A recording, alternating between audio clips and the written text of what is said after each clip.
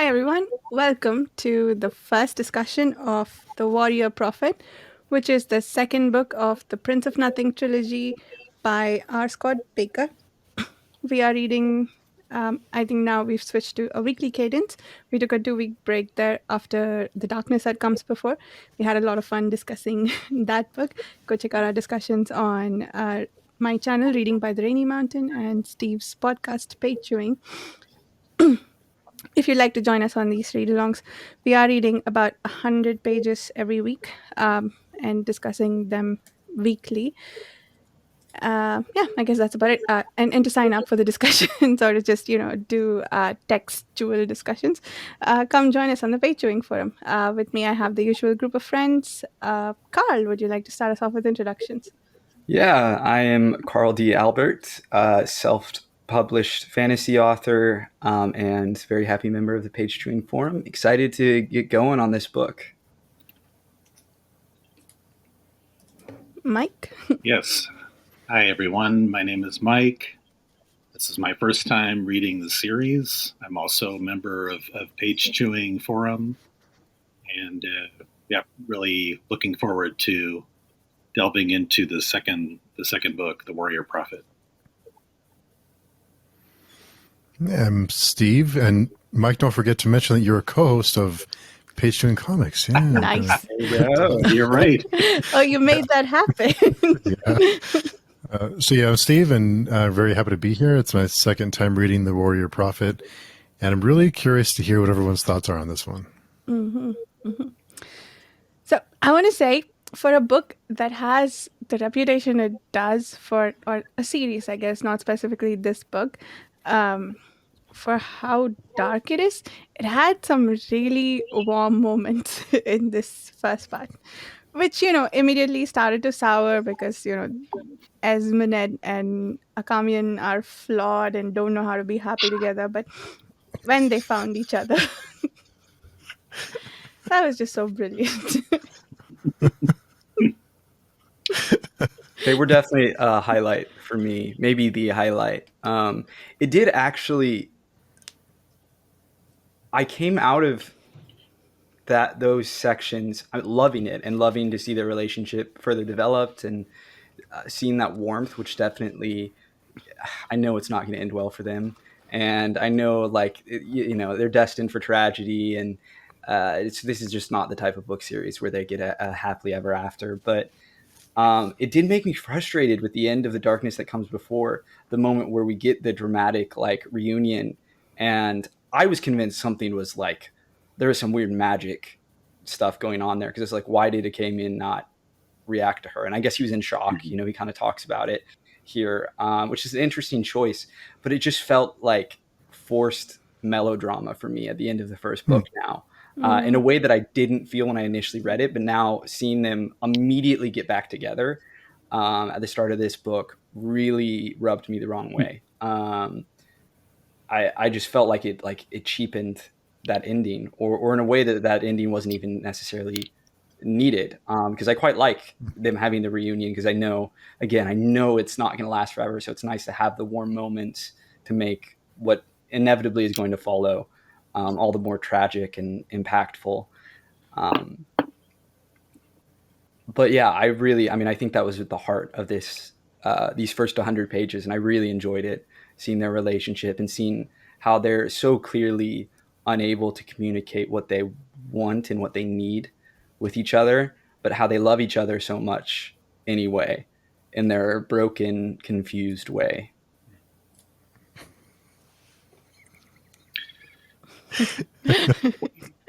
What did you think? I'll just interject one thing. That chapter when they are reunited is just nuts. I think it's we're seeing all of the economy that comes out of war, I guess, and so people drinking and searching for pleasures, if you will.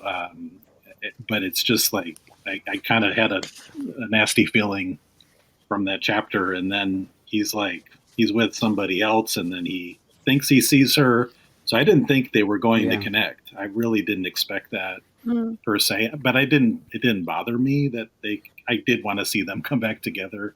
I guess maybe I'm a softie in that way, but the chapter was really, yeah. I remember writing down like, this is just there's a lot of kind of misogyny type of stuff happening. The way people are looking at Yeah. women. I mean, this is something that I thought about quite a bit after reading the first book.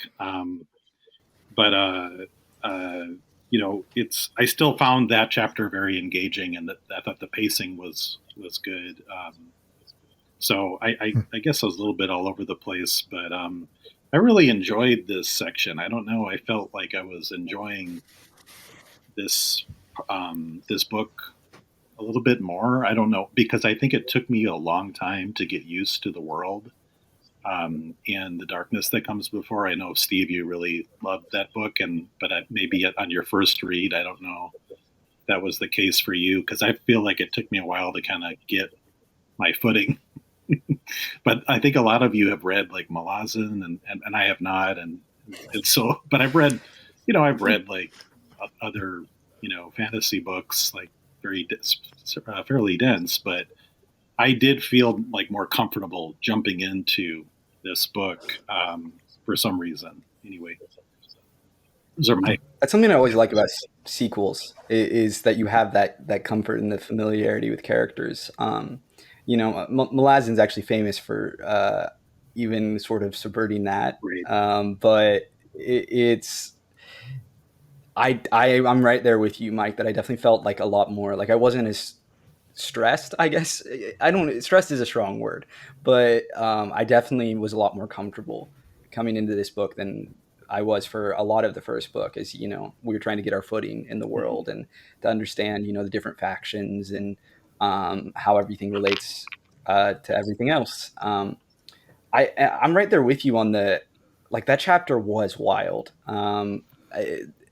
That we go from Camion like having this like frankly kind of disturbing, tragic, strange, tense encounter with this prostitute, this who he repeatedly describes as looking like very young but is not young. And I was like, I have no idea how I'm supposed to take that. Like this, it was certainly on weird, shaky ground there.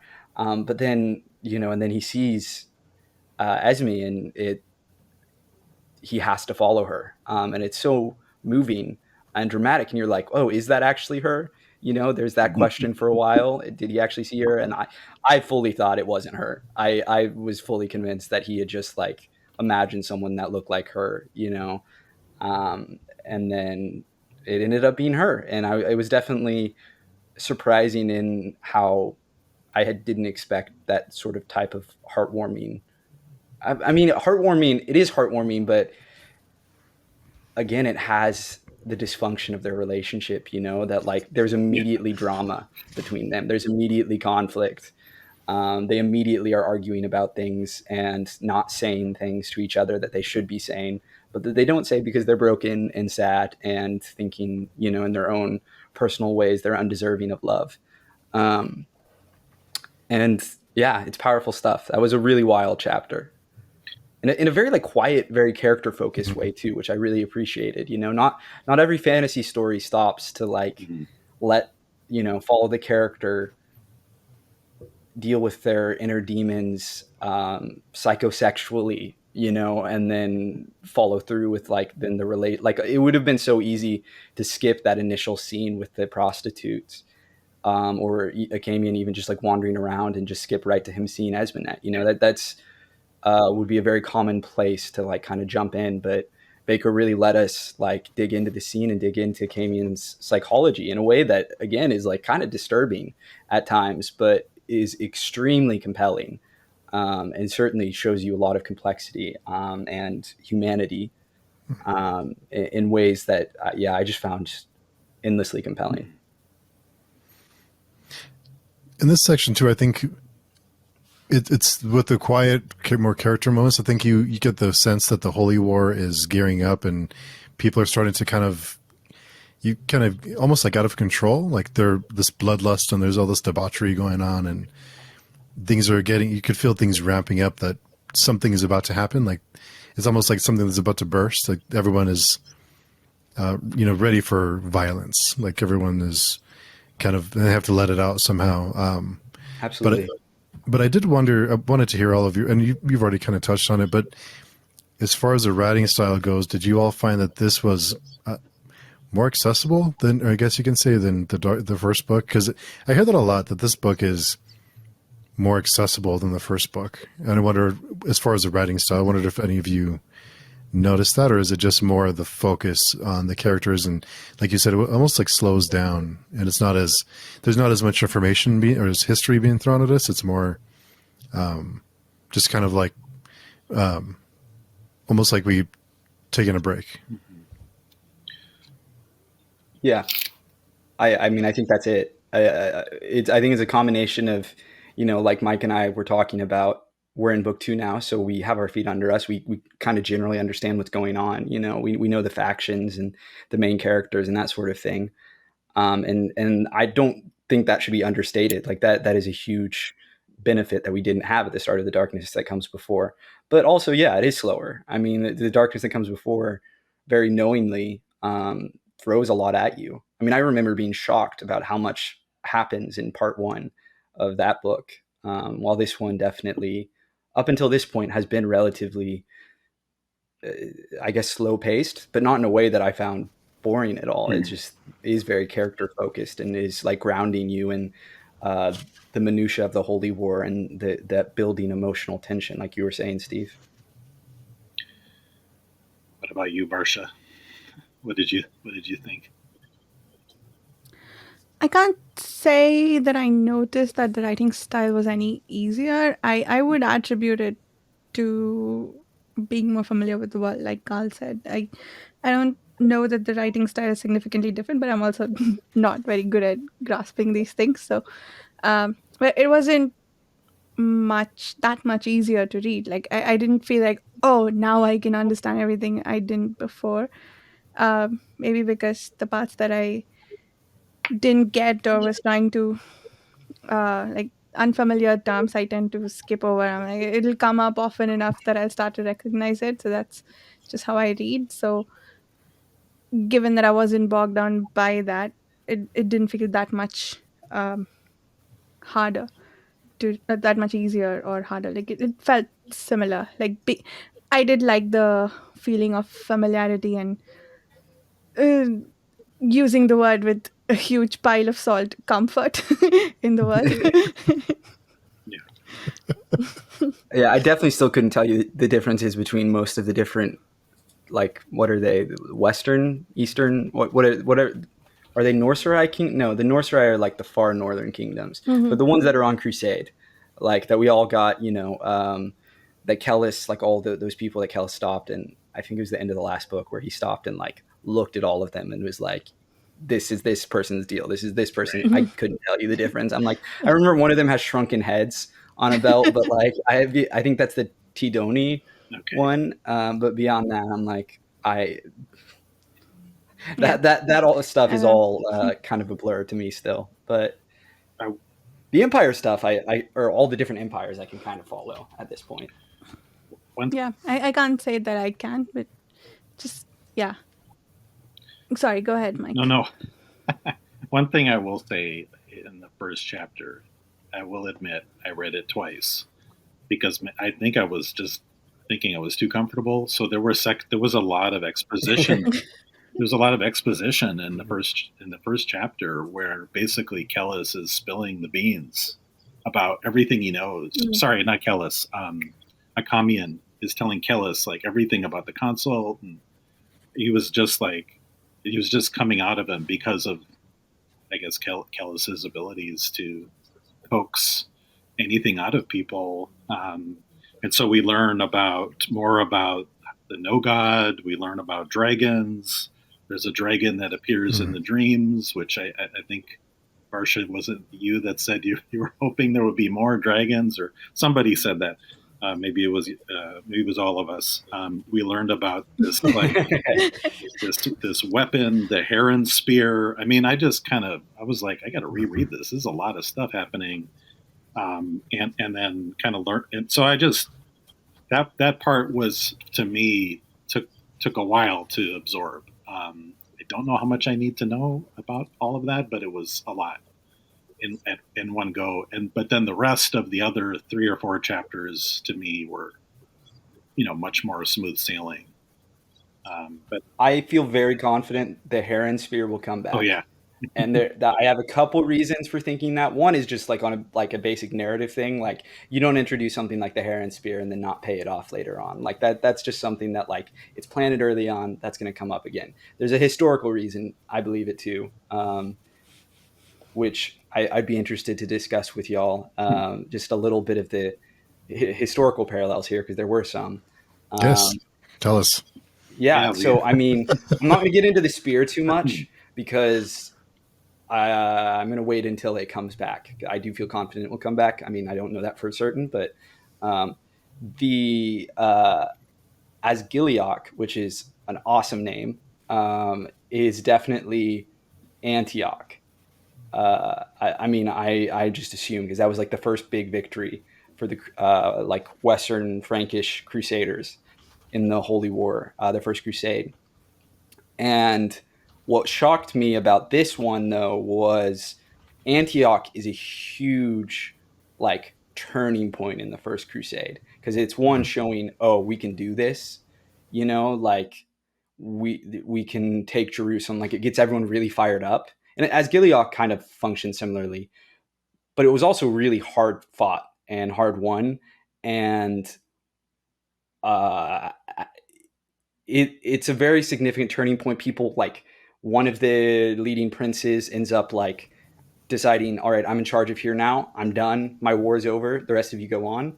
And I don't know we won't find out something like that has happened, but it didn't play out exactly like I expected. Although maybe I'm misreading things, but certainly with a name like Asgiliok versus Antioch, I was sort of latching on to that as a possible parallel. We'll see. But that was something I definitely kind of noticed and was curious about. Like, the siege was sort of brushed over. Like, we didn't even really cover it. It was just like, oh yeah, and then we have Asgiliok now, and a lot of people are dead and things like that. And really probably from a narrative perspective, importantly focused, on the characters and their emotional relationships, which definitely these 100 pages, we talked about Achamian and Esmenet a lot, but Achamian and Callus, and then even Esmenet and Callus, were definitely other very central relationships in this section that I found very compelling.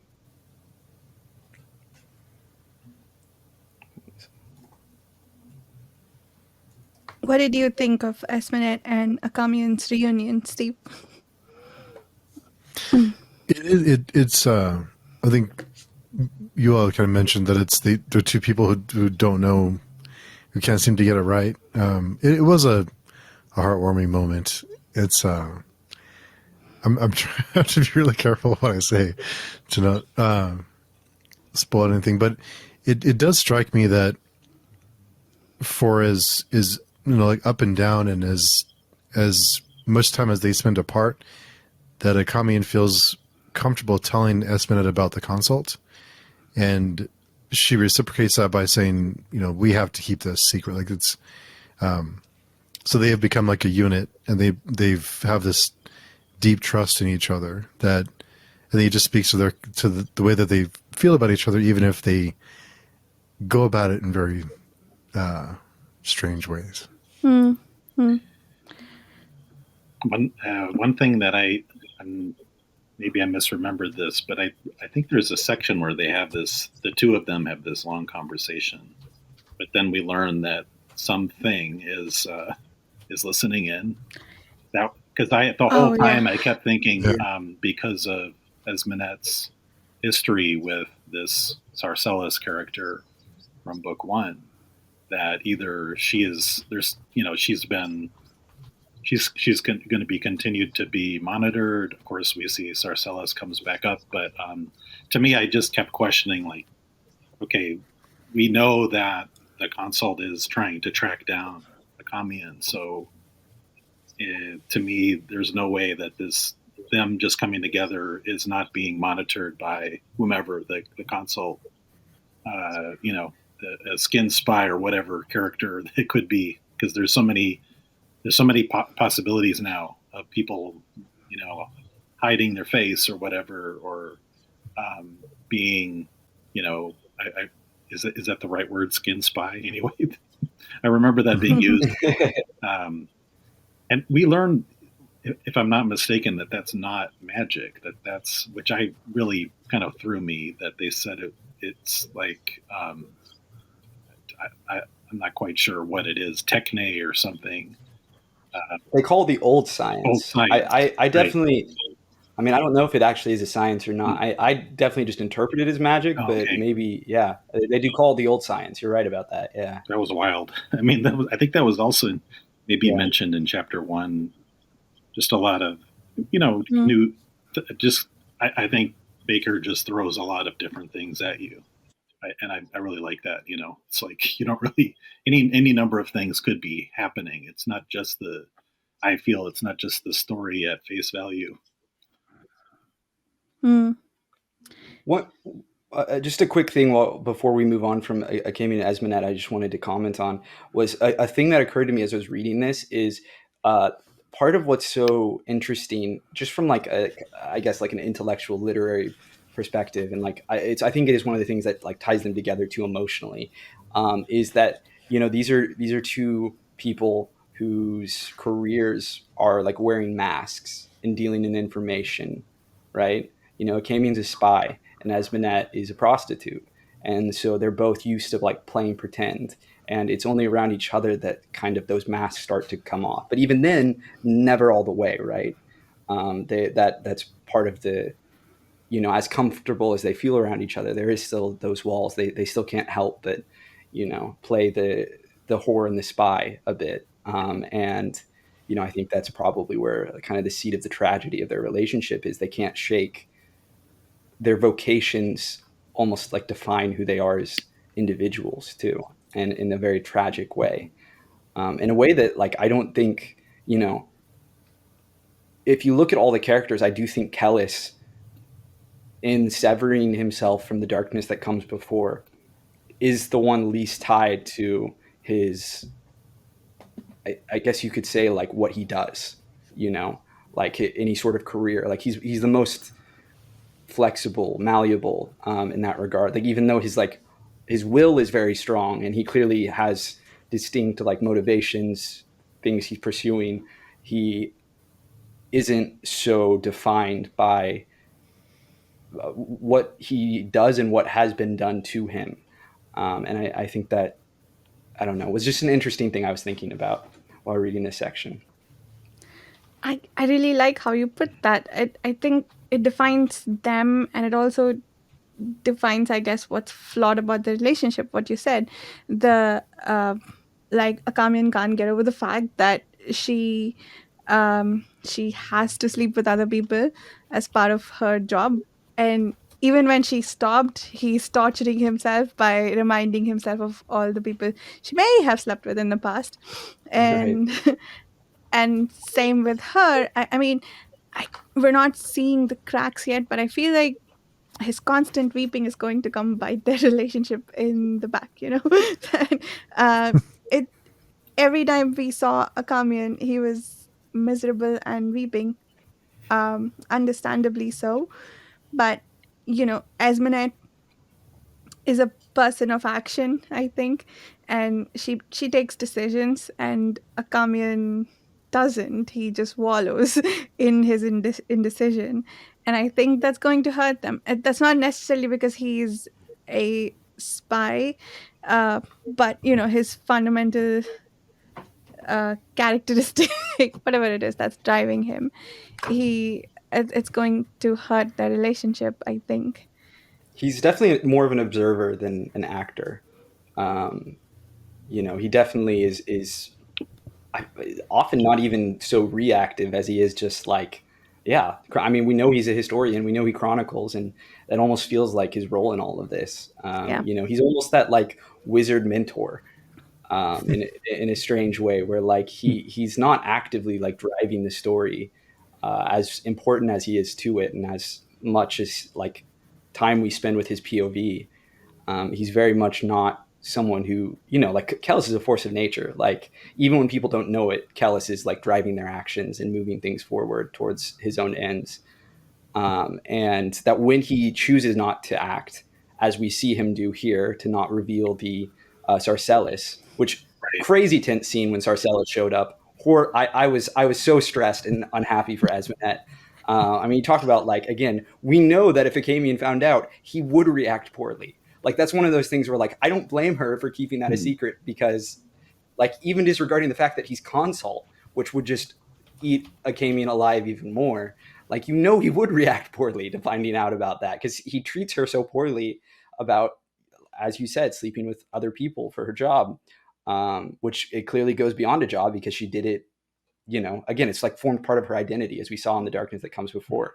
Um, but yeah, even when Kellis is like deciding not to act, it is a very distinct decision. He doesn't dither. He makes a decision and then he like commits to it and acts accordingly, as opposed to a Camian who just lingers in misery and indecision, is caught, in his darkness that comes before, beyond even just like the emotions and that like psychological sort of almost theological concept. He the memories that he lives with are almost, another darkness that comes before, that drives him and that shapes him, where like how much of his will is his own, when he's living someone else's memories every night, and these horrible memories, right? I mean, he doesn't even like, he speaks in the first person as if he is Sir, what's the guy's name, the wizard's name? Seshwata. Yeah, say Swatha. Like there's clearly a merging Right. there, that fundamentally impacts who he is and how he approaches things. There's moments. Which, Oh, so sorry. sorry, go ahead. No, I was going to Go ahead, say Mike. there's moments when he says, "I've been here before," or when he's walking around. Yeah. I forget. Maybe it's Asgiliac. I really, for some reason, I really appreciate that. But also one thing I will mention is we learn what Skeos called Akamian, which was Chigra, is the Srank word for Seswata. I noted that down. So that's fascinating that they use the Srank language. I don't know. It's just stuff that I was just like, what is this? This is just nuts. But yeah, no, I just it didn't mean to interrupt you, Varsha. Go ahead. Oh no. Yeah, I actually noticed that because of the question you asked on the forum about Chigra. I that completely went over my head. I didn't even notice the Chigra bit last time. Sounds almost like an insult, no? I don't know if it's his name or if that's what they call him in Shrank. But what was I going to say? What was Carl talking about earlier? I forgot. That's I fine. jumped around a lot. The scene with Sarcellus, that Oh, Kellis is a willful actor versus a Camian who dithers. A Camian is influenced, and like how much of a Camian's will is his own when he's living someone else's memories. That's like his Oh yeah, additional darkness that comes before. that one. The bit about other people's memories. I kind of wish we got another Mandate Schoolman perspective. Although, like, it's just more for experiment sake than anything else.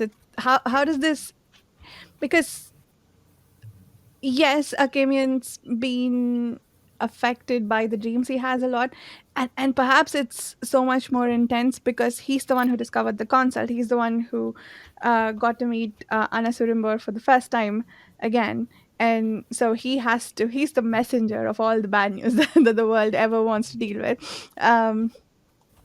So maybe it's affecting him a lot more, but is there such a thing as a non-normal schoolman? Like, how do any of them ever get out of bed and make decisions? Like what what Akamian was saying about the rest of the schoolmen, that if they ever find out about Kellis, they're going to uh, imprison him or whatever, do what. Okay, I won't spoil other series over this, but like the thing that you expect them to, right? Like just capture him and I don't know, cut him open, I guess. But um, yeah, it's interesting. I guess just for curiosity's sake, I would like to see another perspective. But if for a Kamian at least, I believe it's a crippling thing to have the dreams that he's subjected to constantly. Do you think? I Sorry, go ahead. Go ahead. just going off what you were saying, I think the dithering, the inability to make a decision other than deciding to put off making a decision is, to me, I certainly read it as very much symptomatic of who he is as a Hmm. person. Like it came, like even separate from the memories. Um, you think about his relationship with Esmenet, and that's how it functioned. Like it very much, he could never pursue her like properly because he just kept getting anxious and neurotic about it, which is something I can totally relate to. But like at a certain point, you have to make a decision, and he seems like I mean, I don't think fundamentally is incapable of it, but certainly he does not do it very often. Um, at the same time, I do think where you would see the parallel. This is just my theorizing. Like I don't know for certain. I'm with you that I would love to see more in the heads of the other mandate schoolmen, beyond the little bit we got at the beginning of book one, is that I imagine they all would be doing a lot of crying, because I imagine that does come from Seswatha as much as it is their own personal experiences. Because like when you think of him, and like in all these memories, he's crying because Hmm. everything he loves and knows around him is dying. And so suddenly you're finding out it isn't over, it's here again. It's like you're going to have that PTSD response of like, you're going to break down. And so I can certainly imagine that they would react very strongly to this news in a very similar way. Do I think that they would fail to make decisions like Akamian does? No, I imagine particularly the people at the top probably are more experienced at, I mean, Akamian was a leader. He was never been a leader. He's a teacher and a spy. And I think that's what he's good at, is like teaching people and learning things, and gaining and sharing knowledge, as opposed to, I can't remember their names, but whoever the head schoolmen are, who like, I imagine, whether they decide to arrest Kellis or not or whatever, would make a decision and wouldn't, dither over it endlessly. Yeah. I imagine they're probably similar in character to the head of the Scarlet Spires, whose name escapes me at the moment, but um, similarly feeling in charge of everything. But I guess we're almost about ready to move on from Esmenet and Akamin. I just want to say one more thing. Did you guys read the summary at the beginning of the book, of book one? I read parts of it. I read. So there was. Oh, go ahead. Sorry, go ahead. Go No, ahead. no, I was going to say I read most of it. Yeah. Okay. So we were talking last time about why Callis would be interested in Serva, um, and I think we kind of got the answer in the summary, that he's basically trying to get to Nayur through her, which I should have seen, but I did not. But also, I think we probably knew this anyway, but that sort of confirms that sure, there are cracks in Akamian's and Espenet's relationship, which they've sort of fallen into a pattern of smoothing over, I guess, whenever they can. But Callus is going to dig those holes deeper, right? He's going to expand them, make bigger. Yeah, I'm kind of terrified of where that's going to go. What adding the Callus variable to their relationship is going to do. That Absolutely. I have no doubt Kellis is going to lie at the center of the downfall of their relationship. That just seems dramatically like exactly it's the most dramatic place for it to go. So I think it makes perfect sense. Um, I loved, I was definitely someone who was, I complained a little in our previous meetings about how like everyone fell in love with Kellis so fast. And like, it was nice to see Esmenet put up a bit more of a fight. And like, even before, like, here, I think what I really appreciate, like, she certainly still, like, he played her, and is certainly winning her over, and I'm sure will win her over more. but particularly before she met him, it was nice having someone else be like, his story's kind of sus, right? Like this is weird. Like why you shouldn't trust him. What's going on here? Like the pieces aren't fitting together here. It was so nice to hear it, but it came in and was like, no, but you don't understand. He's just so cool. Like, but even He's such a good student. yeah, it came in has that doubt. He's like, this. I don't know if I should like this guy. I just really like this guy though. You know, like, no one makes me feel this way. Like anyway. I think there's loved it. There's some foreshadowing in here. I think I don't remember where.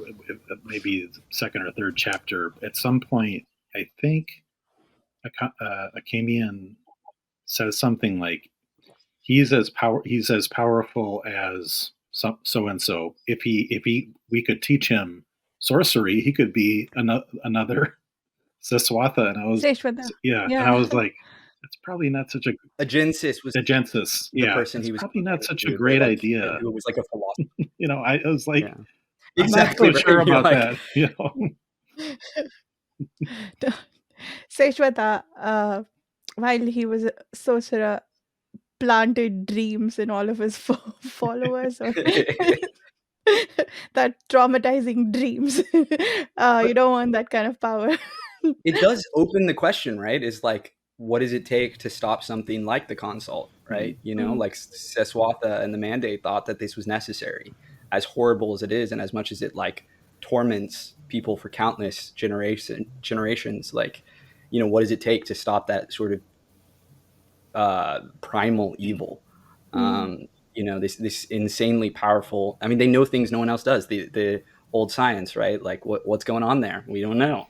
And I think, you know, that's certainly the question is like, is someone like Kellis necessary to stop that force? And we'll see, you know, we'll see what will he and the others become, you know, to stop it. And there's also a part in there that I want to mention too, where I think it must have been towards the end of this section, where I believe Kellis knows something about the prophecy, but then he's like, well, I don't believe that. There's certain things that he doesn't believe. I think maybe it's that he is going to be the downfall, or I don't know what. But then I don't trust anything that he says.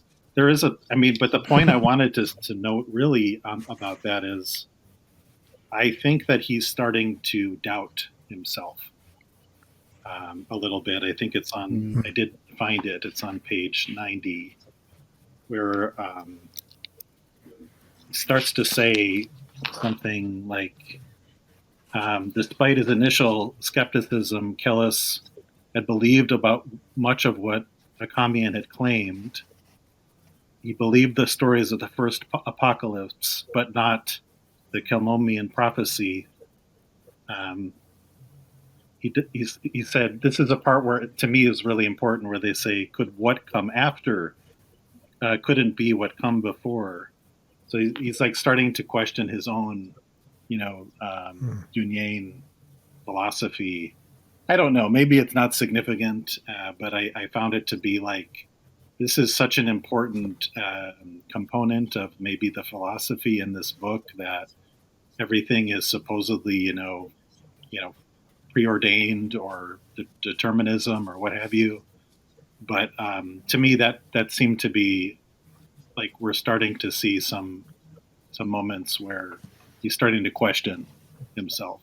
Anyway, I don't know what others. It is interesting that he has. I mean, because if you remember, he didn't know magic existed. Right.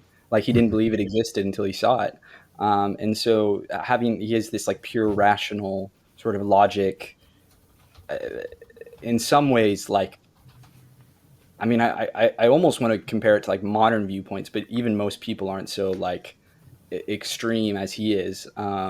And now he's being confronted with the realities of like this fantasy world that like not only is magic real, but prophecy may be real. And, what does that mean? If in the past they foretold the future and the future is foretold, and like, what does that mean? That because in a way that seems to like fundamentally undercut, like you were saying, Mike, their philosophy. Like, how do you predict the future? You're supposed to have this will over yourself, and it's like, how can you ever truly have will, like this control over yourself, and cut out the darkness that comes before, if the future's already, been predicted, if everything is determined. It is certainly very interesting to see that, and to see him doubt and learn. It's a good observation, though. I didn't even catch that, because that is one of the. Is it the first time that we've even had like a hint of doubt from Callus? He seems so sure of himself and so confident. Absolutely. Yeah. Well, you had mentioned, Carl, that might have come earlier, where he was like, "Oh, I didn't know about magic, or or sorcery, or whatever." That might have actually come in the first book, but to me, one of the things that I took away from the first book that makes me not be able to really decide what rating or whatever I would give the first book, is I really want to see how this plays out. Going back to the whole, and I've actually heard other people talk about this as well. So this isn't necessarily an original thought, but like I think I tuned into Philip Chase's channel. He was talking about this book, and so this concept of free will. If there's no free will, is that what Bakker is saying, or is it that that was the kind of thing that I kept wondering? Like, is that what is going to be such an important theme throughout the book? I'm hoping that I know that there's a very bleak, and it's not a lot of hope going on here, which doesn't bother me as much as others maybe, but I continue to wonder about where this is going with this character and this theme. So I guess maybe I'm reading into these things, because I am hoping that No. That potentially there is this, we do have free will, I guess, is what I'm saying. It's definitely been explored. Yeah.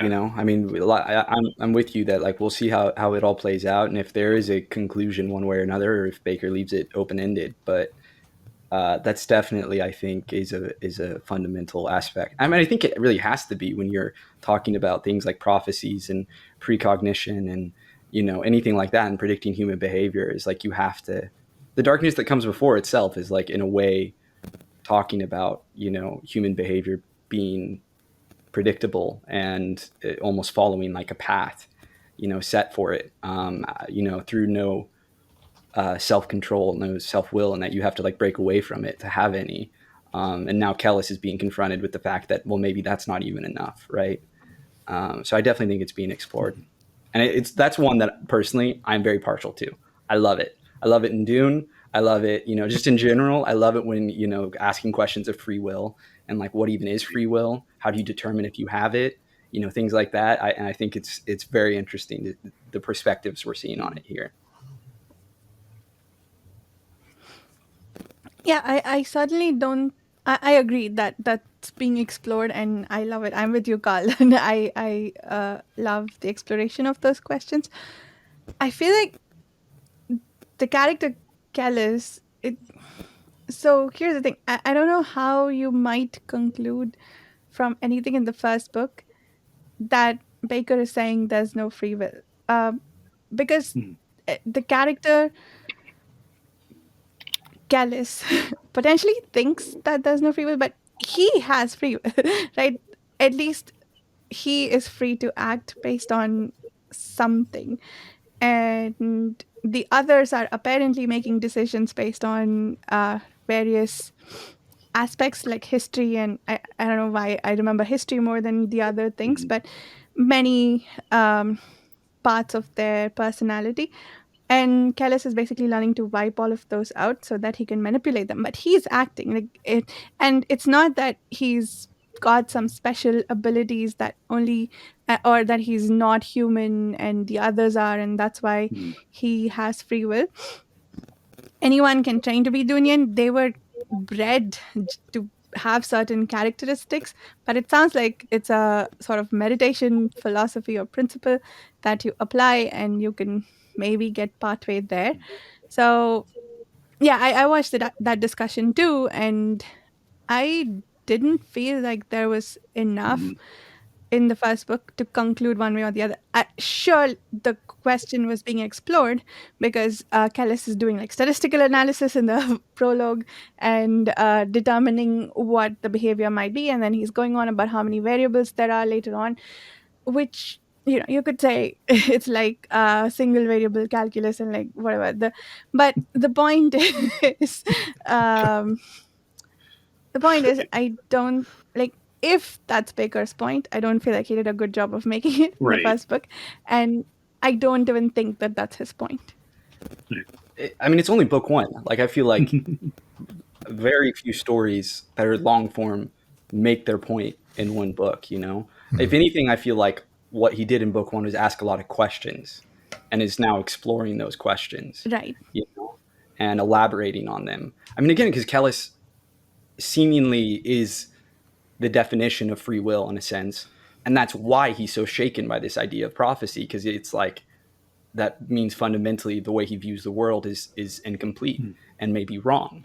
And, you know, maybe free will as he views it doesn't exist. Hmm. And it's very compelling. You know, I mean, I think in many ways we go to fiction to sort of help ourselves process things. And, you know, I think we all in life find our personal philosophies and experiences and things like that challenged.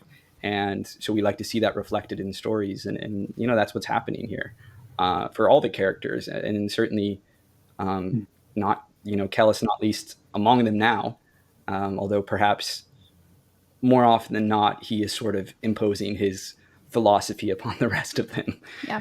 even if they are not necessarily aware of it. Yeah.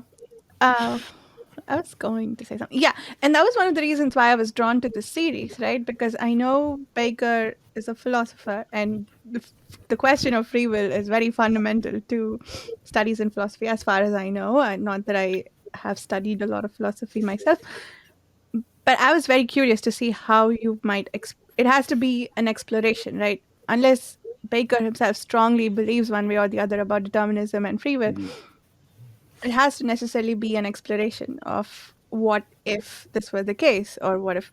And Callis um, is representing a character with free will. The others, but it's down to people then, isn't it? It's not that the world as a whole has this, like, know the starting point, you can predict everything about the end. Because even in the analysis that Kellis does, which by the way reminded me a lot of like HID's Paul's what were they called? Not scrying. I don't know. They were called something when, Prescience? yeah. Uh, and Yeah. when he's calculating all the paths that something could take, it could still, there are a lot of variables, and that's true even if you have free will, right? There are many decisions that people can make. Maybe to think that they're finite is flawed, and that's probably what's wrong in Kellis's philosophy or principles. Well, I think it again is still a question of whether Kellis is even imposing, Mm, whether he has free will, because I mean, I think sort of I briefed, like I took a class on this, so like the whole idea of like determinism and like the sort of scientific philosophical theory is that like all time exists at the same time. Like if you think of it almost like any given long shape, right? And so that like if you're here, the future already exists, you're just not there yet. And that any given time, like you may think it's this illusion that you're making decisions, but that what is going to happen and what has happened was always the case, because all time exists at the same time. And it's only our human perspective, our limited, you know, three-dimensional perspective, that makes it seem as if we have free will. And I think that that is what Kellis is now grappling with, is this idea that, well, if you can know the future, then that means the future has happened, is happened, will happen, that it exists. And so now he's having to grapple the fact, okay, I thought I freed myself by cutting myself off from the darkness that comes before. But if all the things I'm going to do are destined to happen, then I'm not really free at all. Right. And I I don't know, like we No, don't know, right? we I don't think know. this is being continuing to be explored, right? And I think it's interesting. But certainly Kellis is a strong proponent, and certainly like anyone, like, like you, Mike, like, God, I would like to believe I have free will, and what's the difference, right? Like, how do you define it? What's the difference between like the illusion itself and the reality, right? Like, if as far as you're aware, you're exercising free will and making decisions, certainly you could make decisions one way or another. So is that free will, versus like whether that decision was always going to happen and you're just not aware of it? Like, how do you define it? How do you define free will? I think it's I don't know, this stuff. I love this stuff. But I also think it's explored in the various characters as well. So if you look at the women characters, as we've said many times, they have no agency. Some of these characters that are maybe through, well, we know that there's caste in here. We know that, people are frowned upon for whatever their livelihood may be sometimes, or what their culture is. So depending on where you are in the society also, I think, helps determine, your level of power and agency and, I guess, free will.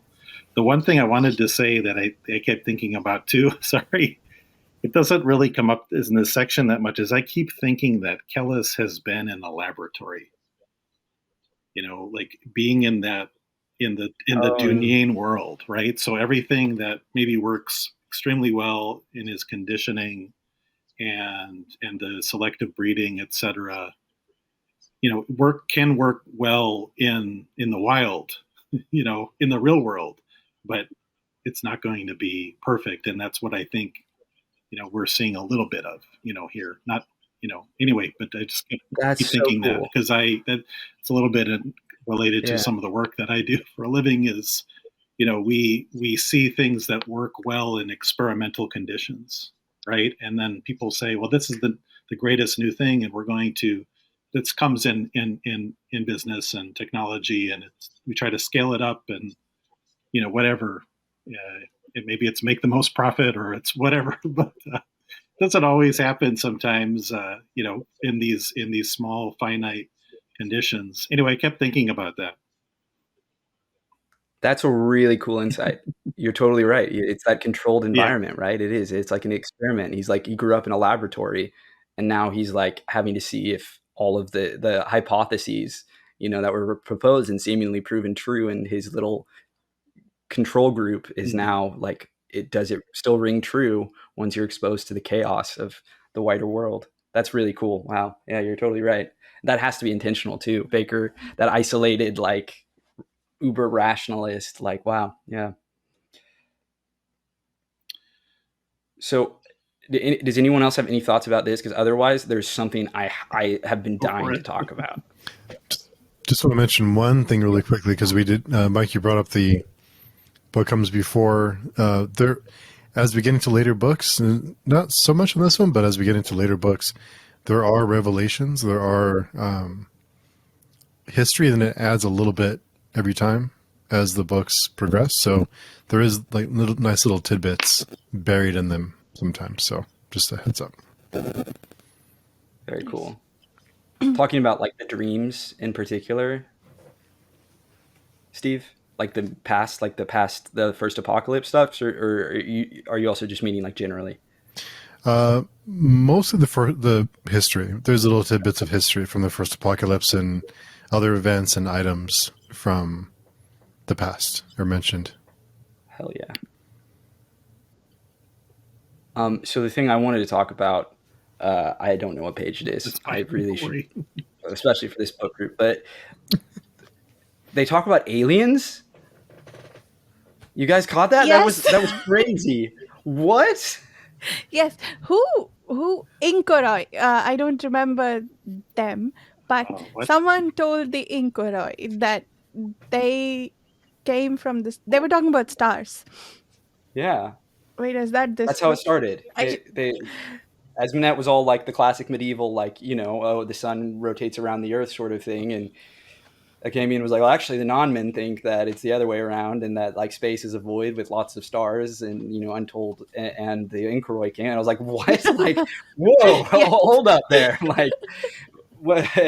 Who are these people? Like, we've definitely heard that word before, but not like, who are these people? Yeah. They're aliens? What? like this is crazy. That was a hell of a ball, to Yes. drop right there. That was, Just casually throw that in there. And Hmm. yeah. I read that. I think I missed that. I remember reading that part. It's crazy. That's like, it's literally what I mean. Who knows if it's true or not? But that is a hell of a thing to throw in there. That like the non-men just like casually believe that aliens came and like brought something. Was it the knowledge that space is a void? I think maybe that's what it yeah. was. But yeah, it was like straight up like, these people are aliens. I mean, again, who knows if it's true or not? But like that's what the non-men supposedly believe, according to Akamian. Supposedly, that's what the Inkoroi told them, that they sailed here from stars that were suns. There you go. That was How do you awesome. spell that? Because I Yeah. want to look it up. I'll type it here Okay. in the chat. All right, thank you. If I can figure out how to get there. Why can't I? Oh, I had a destination to post. What? No. Okay, it's INCHOROI. Okay, thank you. Yeah. Wow, there's But- just a lot of stuff. Yeah, that was cool. Also, I love the conversation about the stars and what Esmeralda Yes. thinks to herself about the stars. It's all very pretty. I have a random question Yes. similar where I think so we learned that this is it like a castle or a town or temple that gets destroyed, but it's never really explained. They could think it's an earthquake, but it didn't really think it was. I thought Kellis might have thrown a rock or something, or it was the consult coming, but it was referred to a few times. The city is called Ruom, but I just wrote that down. Was it caused by something else? Because that's like in the first chapter we hear about all of the destruction that I think that happens. So I was just wondering, is there going to be signs of the but maybe I read into that one way too much. No, that's a good point. I didn't think much of it, but that makes sense. Which I like remember this. This is like ringing bells, but I don't remember the details. Okay. What page? Like where is it? If you have it marked? And I think it's at the beginning of chapter 3. 3. Okay. I think it's so fun seeing what everyone latches on to. I mean, aliens for me, I was like, it's like they say interesting how it survived the dragons and it survived the kings and it just collapsed. So I was just like, I just found that interesting. Found that to be interesting. And then they go to another kind of temple, and we see the prophet Sejanus. His arms are outstretched, very similar to, I guess, Jesus. And then just I don't know if that's significant. I think it's going to maybe keep coming up because but I do feel like I might have read into that. Oh yeah, this was when they took Asgiliok, right? This was the big citadel in Asgiliok. Yeah. And you had said, Carl, that they kind of just skipped over the battle. Like I might have even missed that because the battle is going on, but we're not seeing it. That's it right there. Is like that. It was like we suddenly cut from like I don't think they were at Asgiliok at the end of chapter 2, and then chapter 3 opens, and it's like they've taken Asgiliok, and I was like, whoa, like. Yeah, like that was a seemingly. I mean, again, partially just because I bring my own, assumptions, right? Like I heard Asgiliok and I went, okay, that's Antioch. That's a huge turning point in the First Crusade. So that's going to be a really big deal. And then it's just like, oh no, they have it now. It was interesting. Yeah, I think there is something very poetic too to the story of Ruom, right? That like. It is this citadel that like stood the test of time, but fell to just a bunch of, the outside, the people living there would call them heathens, probably, right? These people who just showed up and tore it all down in their furor, right? Is it Rome? We keep seeing him changing letters around. Wow. Probably not, but I know I learned what INRI refers to, which maybe that's the Jesus Nazarenus Rex Ludeorum, INRI, Jesus of Nazareth, the King of the Jews, in the Enrithi. All these things, the etymological origins, like Bakker doesn't mess around. Sejanus, all very intentional. Just change a few letters around. I don't know if I like that as much. I don't know. For some reason, I want it to be a little bit. I don't know. Maybe that's just me. I would like the words to be more. No, I was actually gonna. Yeah, it kind of bugs me a little bit. I was actually gonna ask how everyone feels about that. I'm with you, Mike. I'm not sure. I like the one-to-one parallelism with the real world, which it's a choice, and I know I don't like the book more or less because of it, but I kind of wish it wasn't there. Mm-hmm. I don't mind it because I don't think it's one-to-one, right? Like there's clearly the etymological influence, and like you talk about Enrithism, and like that's clearly a Christianity stand-in, but the philosophies are also different, and like what they believe and like how things are structured are different, right? I mean, down to the fact that it's polytheistic, which fundamentally changes like different sort of religions like that, like have different philosophical undercurrents and like kind of the structures that they imply, and the philosophies tied into that, and the cultural attitudes. I find it different enough that it doesn't bother me on the page. But that's just me. I mean, that's just my perspective. I also maybe, trained because of Game of Thrones, A Song of Ice and Fire, where it's all, Eddard is Edward, right? Like all the names, we literally just also just have Robert as just that's a name, so I don't know. I'm not too. I think you could do it better and worse than others. This one has been, for me at least, in my knowledge of linguistics and all that, like is subtle enough. Like it's not, like Jesus is the like, a holy figure prophet. Like if it was a little more on the nose, I think I would struggle with it. But like the Sejanus, I don't know. I guess that again, that's just me. Yeah. What about you, Steve? I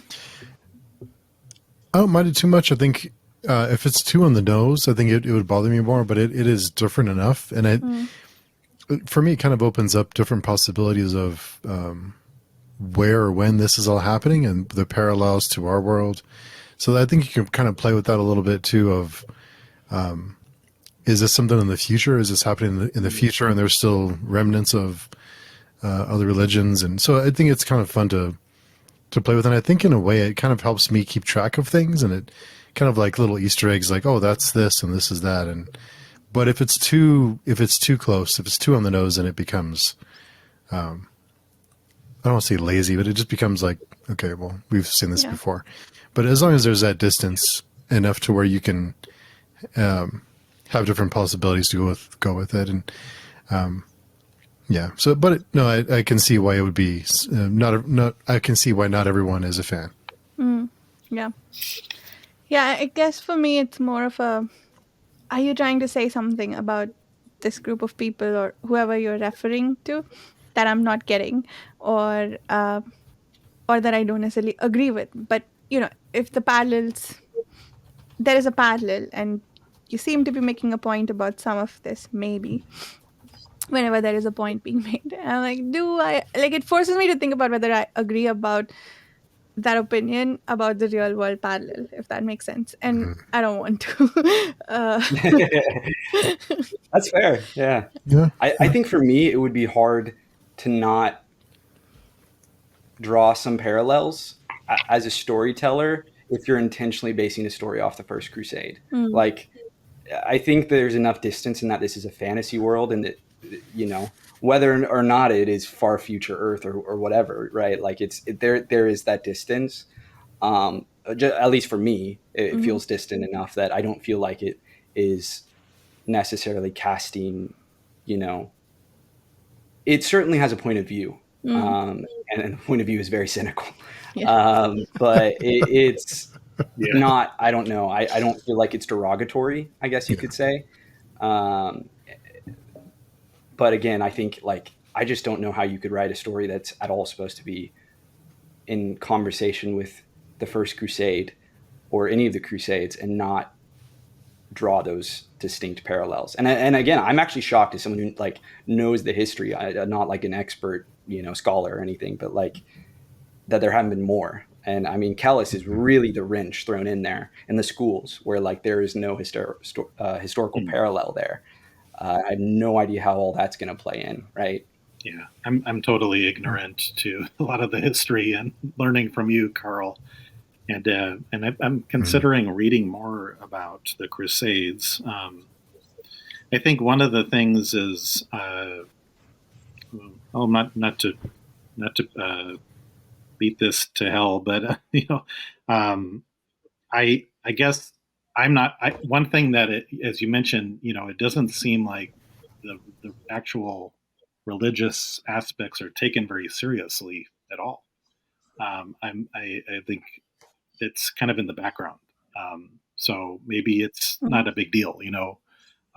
So yeah, I guess I don't mind that there's a lot of parallels because I'm still trying to figure out what this book is saying to me. Maybe not necessarily what the author is saying because it's maybe different to me because that certainly happens to everybody.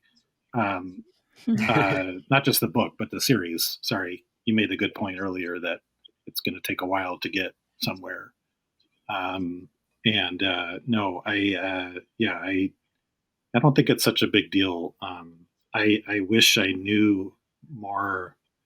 I actually wonder, Carl, if you could recommend if there's any good books maybe to recommend at some I point. You'd have to do it now at the top of your head, but Yeah, I would need to make sure I get all the names okay. right. But I definitely do. I was very lucky that I studied under one of the big Crusader scholars in the UK, Hmm. who actually has like one of the best books on it.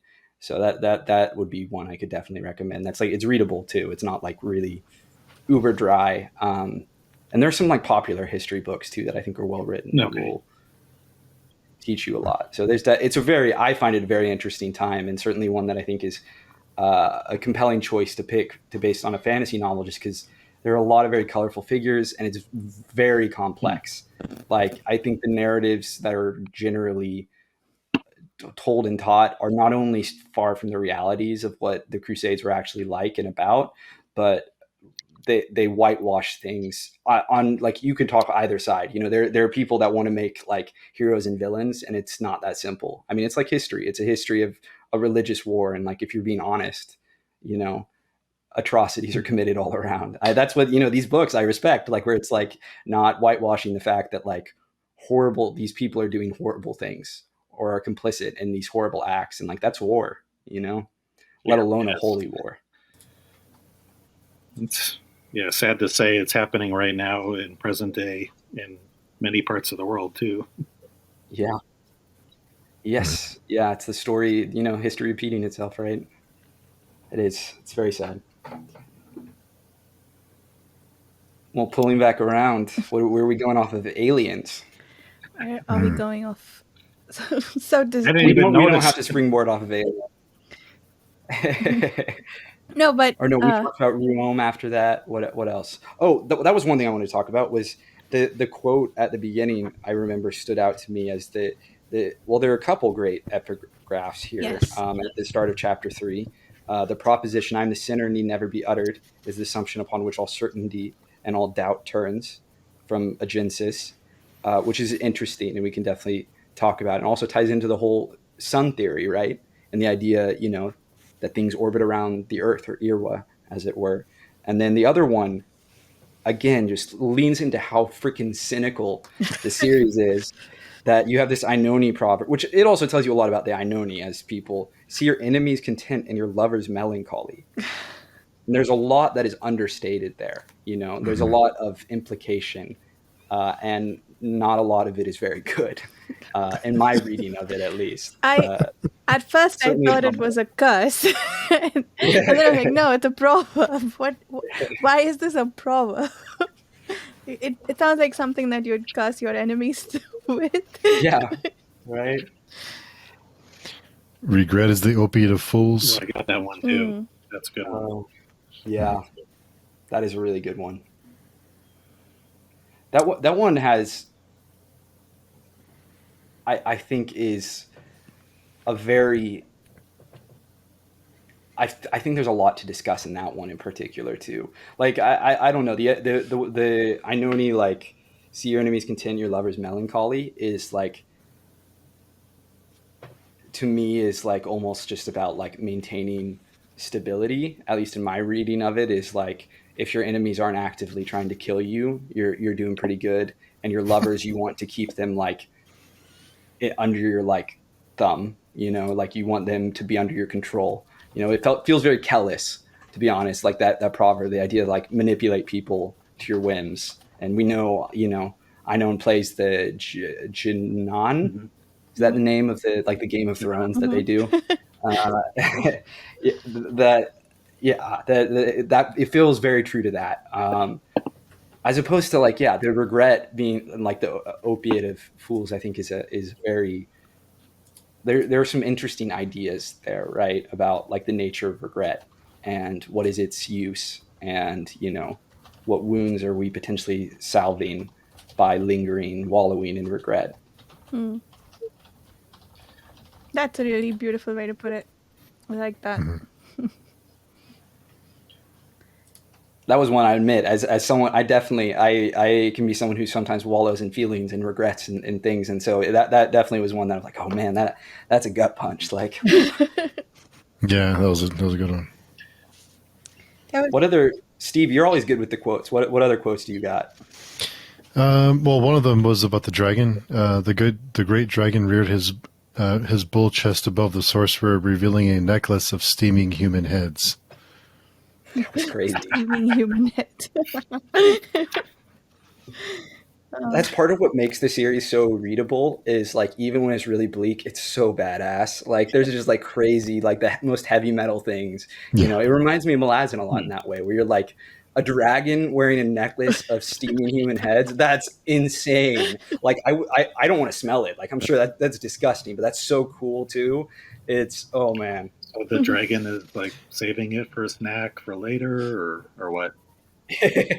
Like a trophy. Yeah. I think it's a trophy. Yeah. Snack. It's like snack. You never know when you're gonna get hungry, right? You got to keep that around. Like, that was so cool that the dragon appeared in the dream. I don't know. That was so cool. I loved it. Yeah. It's like, that's why I read fantasy, is like stuff like that scene. Like, I love it. Going back in that ancient history, dragons, the old politics, like the so-called like golden age that frickin' probably sucked, but is like very dramatic and beautiful in its melancholy way. And talk about we learn about the apocalypse itself. Talk about bleak. Every infant stillborn for 11 years. Oh my God. The High North was destroyed. All women were violated. It was, it's not a direct quote, but just awful. And one of the names of a dragon, I think, or I'm not sure if that's a dragon or not, or something else. There's some mention of some other weird monsters, which got me excited a little bit. But there was one of them called Kara Sinsanoi, Angel of Endless Hunger. That's one of the names of the no god. I'm so sorry. That's the no god has like 5 different names or 4 different names depending on the language. But there, you want to talk about the etymology stuff? It definitely is intentional that one of his names is Mog Pharaoh, Mog Pharaoh. Like, definitely putting that little pharaoh, god king sort of thing in there, and I think that definitely alludes to things about his character and what he is, right? I mean, because he remains mysterious to us at this point, but I definitely think that there are implications based on if you read into that potential etymology, which again, based off of how Bakker writes, I think is intentional. So the other I assume it was the no god speaking. Again, this is still just chapter 1, and he says, "What am I?" I thought like that blew me away because, like I said, I had to read this multiple times. Is like he was brought back. He doesn't even know. It's like he was awoken from oblivion or something. So it's just like that was just mind altering. Absolutely. No, that was one of the real shocks to me. I'm so glad you brought that up. Actually totally had like that wasn't on my brain. That was crazy because he did not read at all like I imagined he would read. Like you said, he almost read like he was this like senile entity.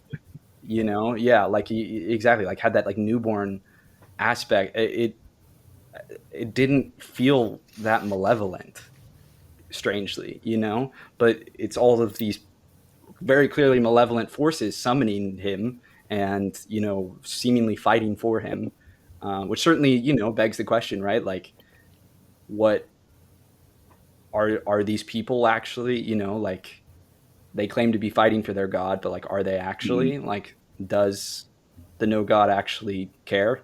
What's the no god's deal? Like, we don't really know. We know what his followers say and like are pursuing and that sort of thing. Very classic apocalyptic evil, but what is his deal personally? Because that threw a huge that's a big question mark now that I honestly just kind of took for granted as him being this like pure evil force. But that's not how like your traditional fantasy. That's not how Sauron talks. Like what's going on there? Like I don't know. I like the and then the voice spoken through the throats of 100,000 shrank. So cool. So cool. There's the I don't know if this is a beast, the Boshrag. I don't know if you know what that is from other fantasy stuff, but I didn't know that. So I'm assuming there's other kinds of monster type, I don't know, that we're going to encounter. So I don't know. Yeah, it's just to get you excited and thinking about, well, this consult stuff is kind of a big deal. Yeah. All right, we have to get dragons again. The dragons have to come back. They can't keep teasing us with dragons. It can't just be in the past. They've got to come back. There's just no way. Steve, I assume this isn't the last time we see them. I don't know. We'll just wait and see. There's at least four of them, and then I thought we learned that Siswatha is the one that struck down the one that's in the dragon Skafra that's in the dream, but it doesn't explain how. Yeah. Not to bring us all the way back to the beginning, but those were just some notes that I had that I just was like, wow, this is just, quite an opening. Absolutely. Not to bring us to the end of the 4 chapters, but there was we had mentioned earlier. I forgot to mention this at the time when Esmenet and Akamian were together, and there was the skin spy that was listening to them and watching. On page, or it was right at the end of chapter 3. The skin spy was wearing a harlot's face. Was that the same prostitute as the one that Akamian was with earlier in the chapter? Oh, I wondered that. That didn't occur to me the first time. Oh, I thought it could have been. I didn't think of her. I thought it was the person who Esmond had greeted as they went in, the one who was her friend and who knew about Akamian. I kind of thought it might have been her. I didn't think it was the one that Akamian had before Espinette because of proximity. Like I thought he left her there, but it's possible that she might have followed them.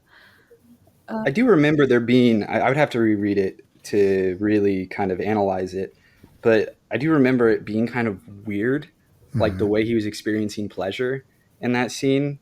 that reminded me of the previous experiences that particularly Esmenet had, and then there was like weird.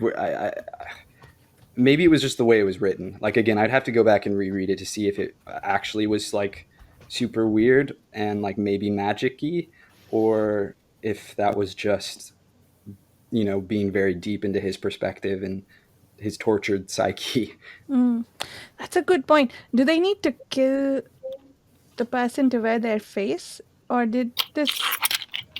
or was it a consult who because apparently she looked a lot like Esmenet. So was it a consult who wore Esmenet-ish face? Yeah. Oh, like intentionally. Mm. That's interesting. If they like make up the faces, they don't have to. I just assumed that they killed the person and then like took their face, but I don't know if we know one way or another for certain. Mm. It's still so freaky. The coming like the face unfolding. Like, ugh. Yeah. Yep. That was we didn't get to talk about that last time and we never did a full book wrap up. You hadn't read that yet, Varsha. Yes. The face hugger shit. Like yeah. Oh yeah, that was interesting. I did not like the face being compared to a spider. But yeah, that was a really good ending, I thought. Didn't freak you out too much. No. I mean, other than the spider. so I guess I was not as freaked out as I thought I might have been, based on how you guys described it, because I don't visualize when I read that much. So I'm like, yeah, cool, spider. They were just words. There's no actual spider crawling out of the page. So I was okay with that. I definitely don't have as visceral a reaction as I do when I like watch horror, but it wasn't even I thought it was really cool, the spider unfolding from the face, but when it was on a Camian's face, that's when it got me. Again, it's the face hugger thing from like Aliens. Like when that thing is on you, I'm like no thank you. Yeah, no. Oh well. But yeah, I didn't imagine that they were. I thought for a long time, or I was terrified throughout that scene because we hadn't seen Espenet since the end of the previous book, that she could have changed face, that she could be consult, because like Mike said earlier, anybody could be consult, but we need a callous perspective to tell us one way or the other, right? So yeah, unless that happens, we don't know. Anybody could be anybody, I guess. As and also we saw, well, I don't think Esmenet is consult, but we also saw Callus deciding not to declare that someone is. So if we are in someone else's perspective and Callus is not calling anyone out as consult, that doesn't mean anything. So Right. yeah, it's going to be interesting. We have to be in his perspective to know one way or another, right? Or in the consult's perspective, as it were. I definitely do think that to me felt like the shrewdest aspect of his not wanting to tell. Like, because there's a part of me that was really frustrated by him not identifying Sarcellus as a face thing, skin spy. But I think the fact that the consult themselves don't know that he can identify them is a big, that's a big weapon. Yeah. That certainly if he identifies Sarcellus, it starts to become clear, like they'll figure out and then he will be targeted. And, it's probably a little too soon for him to directly confront the consult. Yeah. Did anyone else think that Sirius's mother could be consult? My only piece of evidence is that she was interested in how he found out, which I guess could be just a matter of curiosity, but also she wants to know how he found out. So it's a good point. I think she also doesn't she push. Is it Zarias? I can't remember. She says, I think she's like really pushing him to be even more ambitious. So you got to wonder where that's really coming from too. Yeah. Sometimes it's a good question. But it also seems like a wastage of resources. It's like, they're planting spice wherever they think they need them. Why do you need two with the emperor? You already have one who has his ear. So it seems unnecessary. So probably not, but We do get a That was, yeah, we didn't even talk about that scene. That was I'm love getting more of their mess. The world's worst family. yeah. Love it. Yep. In the previous book, whenever we went back to Sirius, I was like, not him again. But I think we got enough Akamian this time that I was like, yeah, cool, break from that. I think I was projecting on Esminette earlier because I'm a little tired of his weeping. But I see why. I see why, but yeah. That's fair. I think the thing that annoys me about him is that he doesn't make decisions, like that he is just so passive. Which like I can, like, I understand and I can sympathize. Again, like I'm a very neurotic person, so I know what it's like. But he's in a position where, like, he really, if he wants, I'm also someone who really likes control. And Akamian is actively choosing to not have control over the things going on around him. Like he is just being so passive, and he has potentially so much power, and he's not utilizing that power, which drives me nuts. But I like Akamian. I do like him. He's just frustrating. I will say though, I'm not sensing it as much myself. He has wisdom, so I think feels he's damned if he does, he's damned if he doesn't for a lot of things. There's one passage where he says something like, I could destroy everybody in this room, Right. and so I think like he is aware of what he can do, but because of his role with the what's it called, the mandate,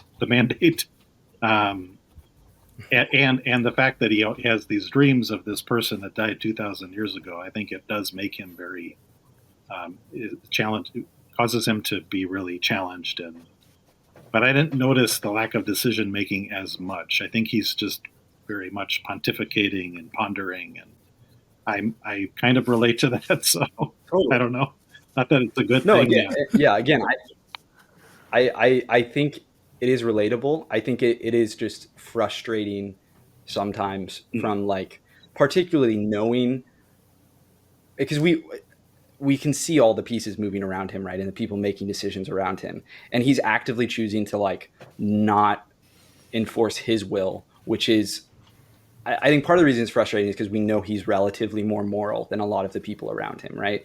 Like he is not a complete sociopath like half the characters, or so violently damaged, like Nair, who are not afraid to, like, make things happen and pursue their ends. While I think it's very understandable where he comes from.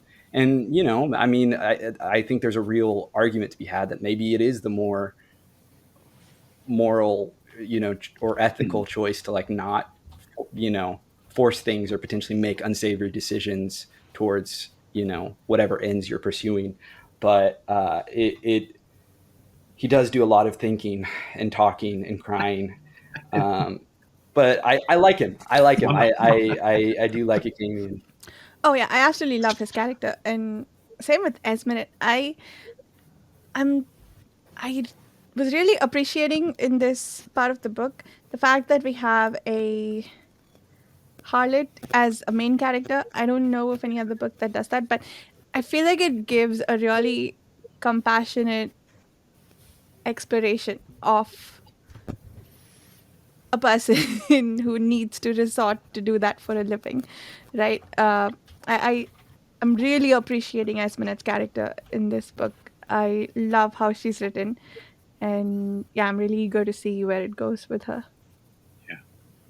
There are layers to her too, right? Like, her sexuality is really important, and I would, would certainly say it's one of the most important aspects of her character, but it's not the sole defining aspect of her character, right? Yeah. Which is where so often when you look at, like, noir stories or, like, a lot of cyberpunk stories, like different ones where you do get kind of the POV of a prostitute, they're often defined, like, strictly by their sexuality, and while she definitely is grappling with that, it is not the totality of her, which is something I really appreciate too. Yeah, yeah. That was the thing that I'm trying to find the quote, but what um, the fact that she took during whatever their lovemaking with Akamian, that was the most a prostitute could give. That was such a beautiful line. I really oh here it is. Tonight she would take, and that Akamian knew was as much as any whore could give. Um, yeah, that that was really interesting. Like that she could bring herself to love and um, yeah, I think Oh, this. see, I read that as, I mean, beautiful in a poetic way, but to me that reeked of his like fucked up view of like prostitutes. Mm, Like to me, I thought that was a judgment he was casting on her. I read that as like very cynical and sad. mm. I read that as him understanding helplessness of prostitutes in that regard, but yeah, I guess it could go either way, or maybe Well, I think it is an aspect of it, right? Like to me, he pities Esmond that's true. Yeah. and the prostitutes, but like he doesn't really try to understand. Mm, And so he's like, yeah, like giving, this sort of body and time is like, I don't know. Again, that was just my reading of it.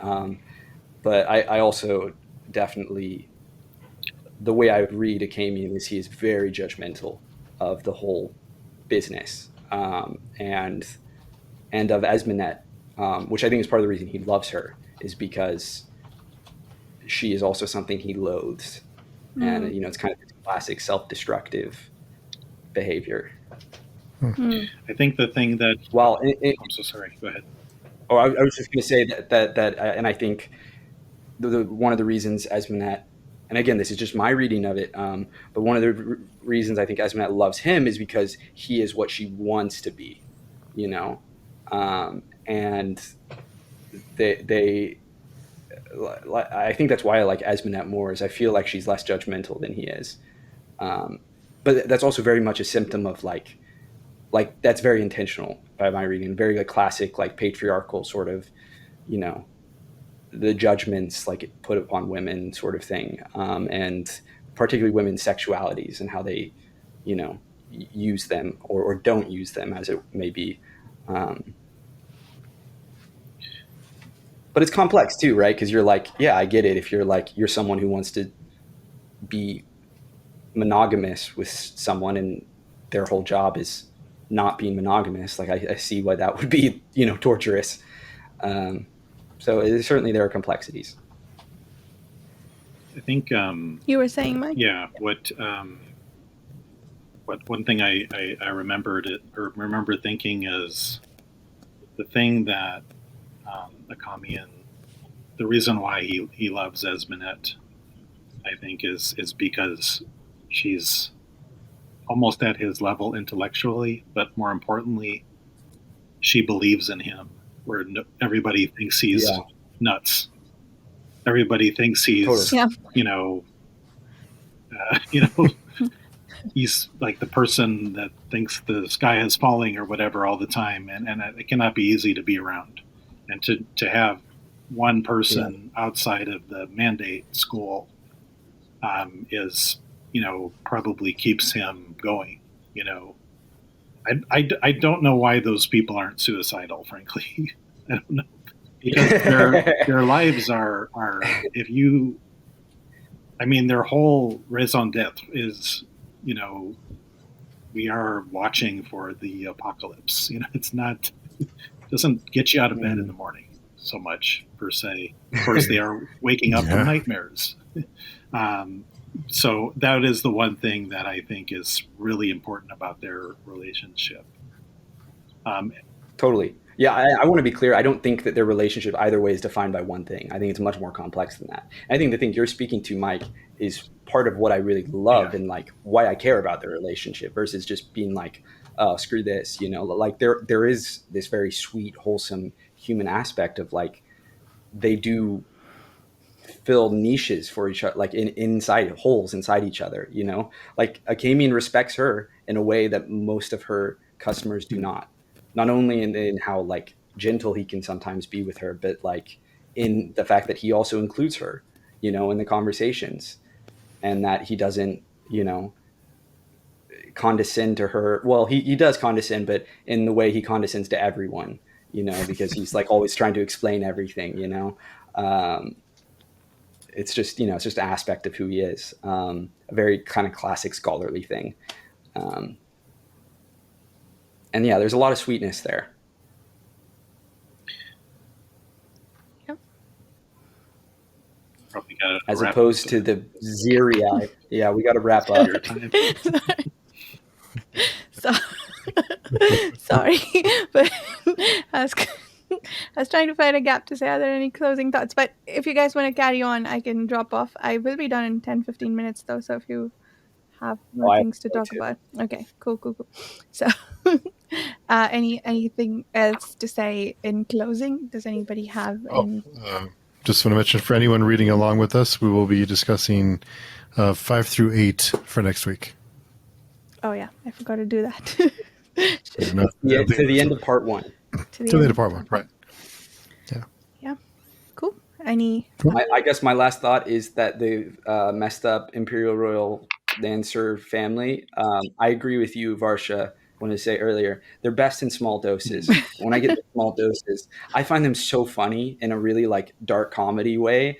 Like I didn't immediately like to start, but particularly as I've like seen them over time and they've started like getting less and less powerful. And so they're kind of more and more pathetic.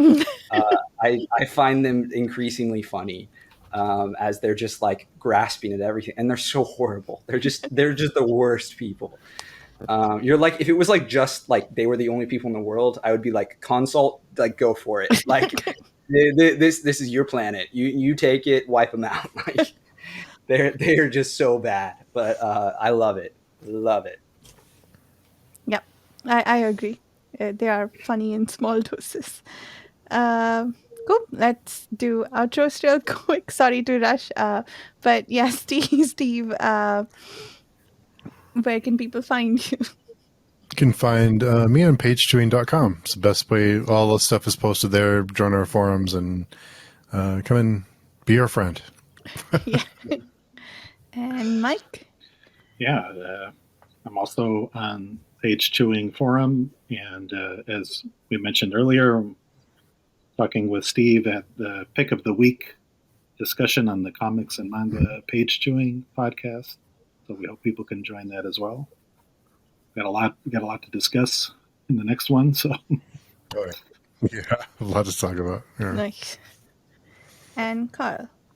You can find me atop the lonely mountain, guarding my hoard of books. You can find me on PageChewing, probably is the best place, but otherwise on most social media at Carl D. Albert, and look forward to chatting with you. Oh, and check out Carl's book. I'm about 160 pages in. It's a lot of fun. Did you already say the name? Sorry, Truth of Crowns. Truth of Crowns, yeah. Cool. We'll see everyone in a week discussing chapters 5 through 8. Happy Christmas, holiday, whatever others you celebrate. Until then, if you listen to this before the holiday comes up, bye.